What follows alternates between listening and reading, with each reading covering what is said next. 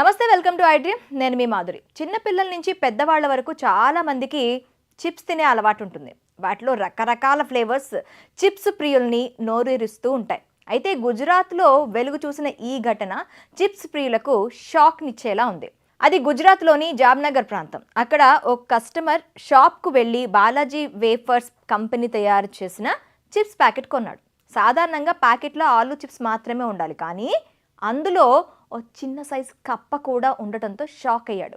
ఆ కప్ప కూడా ఆలులతో పాటు డీప్ ఫ్రై అయ్యి వచ్చింది. టైం పాస్ కోసం కొన్న చిప్స్ ప్యాకెట్లో కప్ప కనిపించేసరికి కస్టమర్ మైండ్ బ్లాక్ అయింది. చిప్స్ ప్యాకెట్స్ తయారు చేసిన కంపెనీపై చిర్రెత్తుకొచ్చి పౌర సరఫరాల శాఖకు ఫిర్యాదు చేశాడు.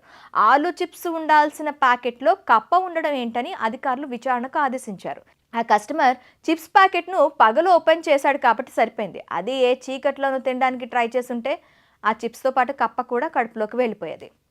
ఒక్కోసారి ఎంత పెద్ద కంపెనీ చిప్స్ ప్యాకెట్లోనైనా ఇలాంటివి జరిగే అవకాశాలు చాలా ఉంటాయి. So next time chips packet open చేసినప్పుడు కాస్త చూసి తినండి. లేకపోతే అందులో ఏం వస్తుందో మనకి తెలియకుండా నేరుగా అది మన నోట్లోకి వెళ్ళిపోయే ప్రమాదం ఉంటుంది.